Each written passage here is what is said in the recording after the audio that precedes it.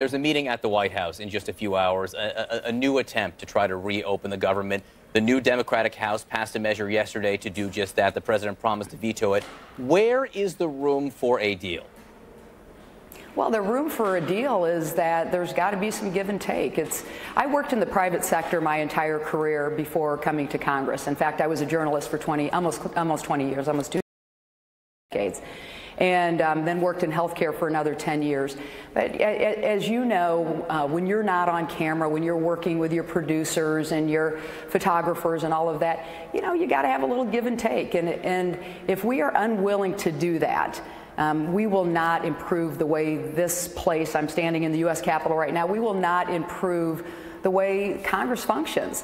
And, you know, if it were up to me, I would go into a room, I'd lock the door and say, we're not going to leave until we open up the government again. It is not that hard.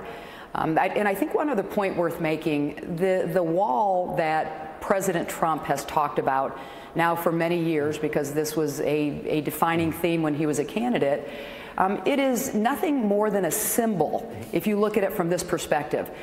If we have a partial wall, if we have fencing, if we have technology used to keep our borders safe, all of that is fine, but it has just become this symbol that the president is not having any give or take when it comes to this $5 billion. What we passed out of the House yesterday on our first day of session were 2 mechanisms to open up the government again, most of it to fund the government through September, another portion where we would give the president another month. We'd say, open the government, we'll give you another month and we can work out this deal. And yet we had only a handful of Republicans support that, and the Senate won't even take it up. So you said there needs to be give and take, and then you said that you are supportive, or at least open to the idea of a partial wall fencing technology. Is that the give here? Are you willing to give some additional funding beyond the $1.3 billion for a partial wall fencing or technology? Well, keep in mind, I'm not sitting at that table doing the negotiating. I mean, I'm running the Democratic Congressional Campaign Committee. It means I have a seat at the leadership table. But you have a vote in Congress, and you are a member of Democratic leadership, and people are, you know, you got 4 votes for Speaker, and I don't mean to diminish that. People listen here. So are you saying that that is where you believe Democrats should give?